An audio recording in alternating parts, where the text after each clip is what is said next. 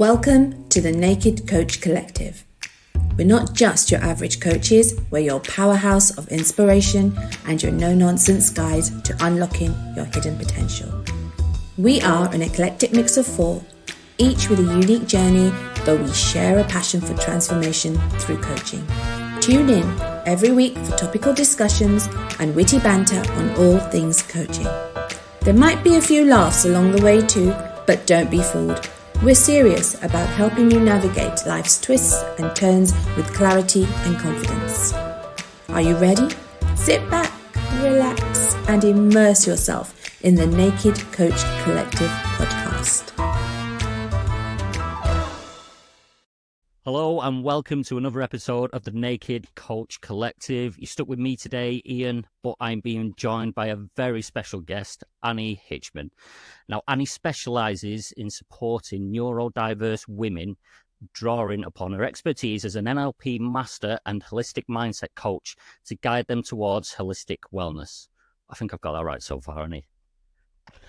You got it right. Nice. I gave you, it was a mouthful, I'll tell you that. It was.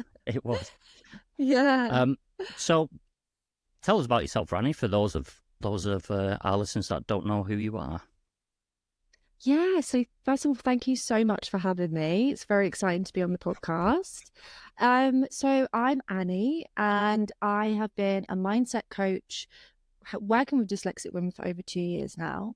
And I came about to kind of find this niche and start working with dyslexic women from my own journey, discovering my neurodiversity, being dyslexic and ADHD, and going on a journey really of uncovering how the links were between the struggles with my mental health and being dyslexic. And just the information isn't out there, and I'm sure we'll speak a little bit more about that on the call today, but it really made me realize there's a whole group of women out there that are struggling with their self-esteem, belief, anxiety, depression, and they have no idea what their dyslexia probably means and how it's affecting them on a day-to-day basis with their mental health. So that's how I got into doing that. And me as a person, which again I think we'll probably dive deep into this on the call, but I'm very sociable. I love going to festivals. I'm very chatty, high energy, but at the same time I need to watch my trash TV and just do nothing for days. So I'm like in between the two. But what I've realized is, being a coach, that there isn't any defined image. And I always thought getting into coaching that you had to be this like yoga enthusiast that had like avocado on toast and drank cacao, whatever that is. And then I thought, I'm gonna have to not, I felt really bad going to festivals and going out with my friends and being the person that I was. And this journey, what I realized is that is who I am, and I cannot lose that, and I have to just make the version of me exactly who I am now. It's interesting you talk about the version of a coach and what you thought that was. Tell us a little more about that and how you come to have that kind of version of what a coach is in your mind. Well, I went traveling. So when I've always struggled, like I said, with my mental health, which led me on this journey to help women. And after finishing university, I was like, I'm so lost in who I am. I don't know my identity. So I decided to go traveling. And that was the start of, I think, of my relationship with my spirituality. And obviously, Bali, it's like, I went to my first meditation circle and it was like the most bizarre thing ever. And people were like screaming. It was so weird, but I loved it. I was like, this is, really bizarre, but I'm loving it. And yeah, so I did a lot of traveling, and obviously in Asia, it's very spiritual. There's a lot of yoga. There's a lot of health, especially in Australia as well, where I lived for a while. And then I started to see the Instagram version of that, which is the kind of the life coach, the mindset coach. And that is can be very Bali, that sort of, aesthetic. Yeah. So, and that was the first introduction to life coaching that I knew about. So I just thought that's what it was. And I was really attracted to the idea of being like a nomad and traveling the world with your laptop and all of this. And that's what actually led me to want to be a life coach. The kind of selling the dream of, going from one place to the other, no worries. I quickly realized that isn't the case. And that's a little bit of a dream that for some people has happened, but it's not the case for everyone. But yeah, on that journey, I started to realize, okay, actually, this could be to some extent an Instagram dream. And yes, there are people out there that are living this nomadic life and they're, in Bali, but actually, I realized I love being in a pub in England. I love being surrounded by my friends. I like a Sunday roast. I like my telly, and just like the simple British things you will not get in Asia or in Australia. So I thought, actually, I can have my cake and eat it. I can be a coach, be in England, and go on holiday to Bali when I want. Yeah, I doubt they do Yorkshire pudding over there, do they? And if they did, it would be pretty vile, I can imagine. So tell us more a little Yeah. about how you help women then. Yeah. So yeah, I'm now working with neurodiverse women across the spectrum because I have a formula now that really helps to develop self-esteem. I work with women that when women come to me, the language they're normally using is, my dyslexia frustrates me. I wish I didn't have my dyslexia. I'm ashamed of my dyslexia. I'm thick. I'm stupid. I can't make friends. I feel worthless. So these are the sorts of things that these women believe about themselves. And I can relate to that because that's what was going on for me. And it's the lack of understanding about your neurodiversity and about your dyslexia that is creating this, lack of clarity and disconnection to yourself. Because if you don't fully understand how your brain works and you live in a neurotypical society, and every time you do something neurodiverse, it's kind of projected back at you as being wrong, you're gonna have these internalized messages that you're not enough, that you are other, different, stupid. So it's really about taking these women on a journey where they find their true self. They understand their neurodiversity. They understand how their brain works, their strengths and their challenges. And whilst doing that, overcoming this kind of trauma that they've gone through where they've not had the support they needed as a child. Most of my clients are undiagnosed but as children and then diagnosed later on. So there wasn't that support in school. And yeah, just kind of reconnecting them to their authentic self, giving them confidence, self-love, self-belief, and giving them strategies to overcome anxiety. I'm just thinking for people out there who are listening and potentially kind of registering with what you're saying and recognizing what you're talking about. Are you okay just to kind of give some of the struggles that people go through? Absolutely. So for a dyslexic person, and I'll speak more about dyslexia on this call because I work with dyslexic women mainly. Dyslexic people will struggle with communication. So struggling to say what it is that they're thinking. A lot of the time, dyslexic people have something in their mind that they want to say, but when they go to say it, it comes out wrong, and that can create a lot of frustrations. Memory is a massive one for dyslexic people. That's not that well known. So short-term memory is on the left side of the brain. So neurotypical people, that's why they're academically very good or better, because it's all about exams. So for dyslexic people, when they're thinking on the right side of the brain, it's all about long-term memory, visual, right? So memory is a really difficult one. So if you speak verbally to a dyslexic person and give them a task, you say, can you just go through that door and then the other door and then turn right and then turn left? They aren't going to be able to process what you're saying properly because it's verbal, not visual, and their memory isn't going to store the information. So that's another huge one that dyslexic people really struggle with because they get so frustrated that they can't remember things. Walking into a room, forgetting why you're there, leaving your keys in the door, like daily stuff that you start to worry, am I all right here? Is this like, you know what I mean? Obviously struggling with reading and writing is the most common one, which can create a lot of shame and guilt.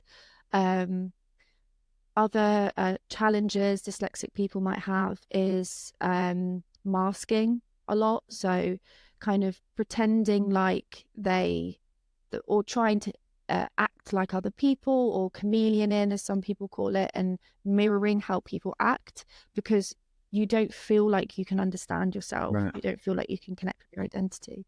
So that's just some of the challenges. Well, thank you. I think that may also help people who are not in that situation understand if they do come across anybody that is kind of in that situation. Totally. So hopefully that helps people as well. And what advice would you give someone who feels like they need a coach? What's the best way for them to find the coach that's right for them? Great question. Someone who feels like they need a coach. I think someone who needs a coach will be sat there feeling like maybe therapy hasn't worked for them. They're sick of feeling like they're stuck in the past. They don't want to keep revisiting bad memories, traumatic memories, and they want to get to where they want to get to. So a coach is going to show you where you are now, even the bits of you that you don't want to really own up to or see. They will pick out the patterns of behavior that you consistently are doing that keeping you from moving forward. And then they'll help guide you to overcome those blocks and get you to where you want to get to. And I think accountability in that process is huge. Showing up every week to, an hour meeting where you've got someone there challenging you on the way you see the world, the way you think about the world, is life-changing. And the thing is, we don't get that ever. No. Like, when does that ever happen? And you can't do it to yourself. You can't wake up and look in the mirror and be like, you said that earlier, didn't you? And you said you wouldn't do it, because your subconscious controls everything that we do. So you need to have that person sat there supporting you all the way, but going, hang on a minute, didn't you say that you were going to do that yesterday and you didn't do it? Do you remember why you want to do it? Don't give up, come back, and that is just, it is life-changing. And anyone who would say that coaching is, fluff, it's a load of rubbish, it is life-changing. And it's so powerful what just having one person give you that attention and that time to see you through that transformation can do. Yeah, I used to be that person. What? Coaching? I don't think so. Whoa, really? What made you shift, Ian? What shifted your mindset with it? It was, well, I was trying to set up an online business, and I was going from one thing to another, to another, to another, to another, to another, all these different business models, and failing at everything. And I just didn't understand why, because I was following all these gurus' advice on what to do. And I was speaking with someone at the place that I worked, and they were talking about coaching and this kind of thing, because they've got their own coach. And so I did a little research on it, and then that's when I found the Coaching Masters. And then I thought, well, I'll get my own coach as well then.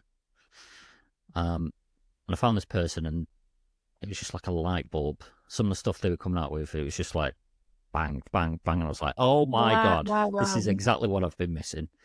And it just kind of inspired me. And I wanted to help people who were in my situation, who were going from one thing to another, not knowing what was missing, not knowing what that foundation was to build on from there. And so that's, it just kind of inspired me to go from there, really.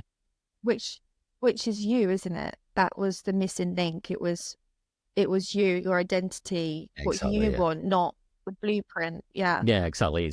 that's amazing. It's funny you come up with that word. I've literally just creating something in the background, which will come out later in the year, but it's like, follow your own blueprint rather than following someone else, because there's so much advice out really there. Good. It's like, find your own pathway and blueprint. Yeah. I love that. I love that niche. And again, that's like as pure as coaching goes, isn't it? It's like, it's not vague, but it's like open for each client to fill their own blanks, but you have the framework to be able to help them find it. And that is like pure coaching. Exactly. I love that. Exactly. And because we're called the Naked Coach Collective, we like to expose the naked truth of You're not going to coaching. tell me to take my top off, No, are that's you? me. It's me that does that. I'm joking. What is moving swiftly on? What is what is one You know we're called the Naked Collective. I'll let you speak. Go. what is one great success and one disaster that you've had as a coach? One success and one disaster. I would say one success is sorry, I've completely wiped myself out there. One success I would say is definitely it's really hard, you know. One success, I would say it's speaking at the Dyslexia show, because this time last year I went to the same event and I walked around and I was like, this would be a career highlight if I got to speak here. And it was literally 3 months after the owner messaged me on Facebook and was like, love your content. Do you want to speak at the Dyslexia show? Wow. And I was like, it was just like, it was like an amazing moment where I was like, I'm being recognized. Like, I'm not just someone, you know, I'm going to be like actually a part of a community and everything. So that was an amazing opportunity. I really, really thought that was great. Coaching disaster. That's a hard one. I would say, I think I can get in my own head sometimes, and really, I think I can just put a lot of pressure on myself to be at a baseline perfect. And that's probably, you know, quite a vulnerable thing to admit as a coach, because I think we all try and kind of present that we're perfect all the time. We're not. We're human. And we struggle as well, but we just have to maintain, you know, we have to just pick ourselves back up. So I would say that is, I mean, I don't know if it's a disaster, but I feel like the last couple of weeks I've had a kick to say, really think about your balance of life and looking after yourself, because the workload is just going to burn you out. And that's not happened yet, except for recently, where I've been like, I'm actually getting physically ill now. I really need to not be in scarcity mode, like my business is going to crumble if I'm not posting on social media, and just believe that it's still going to happen, it's still going to be there, but rest, recuperate, and then you've got more to give to clients and friends and family. Exactly. You can't help anyone if you're not well enough to help them. 100%. Yeah. Exactly. Amazing. Thank you, Annie. And if anyone wants to reach out to you, where should they go? So, well, go on my social media. So, like I said, I'm trying to like chill out with that, but I'm always going to be there for a chat if you do want to reach out. So Instagram, TikTok, Facebook is Annie Hitchman. And then, or you can go on my website, anniehitchman.com, where I have a free ebook and you can just learn a little bit more about me. But yeah, like my content is all about neurodiverse women, dyslexic women, and tips and strategies and ideas of helping to boost your self-esteem, understand your neurodiversity, and just love life, enjoy life. Excellent. Amazing. Thank you, Annie. And we'll have both you and Nikki back on together as one show, so you can talk a little more about the business. Oh, you're going to regret that one. Me and her. I'll get one of the other co-hosts on with us. Give me a bit of backup. 100%. All right, Annie, thank you very much. Thank you so much for having me. Cheers.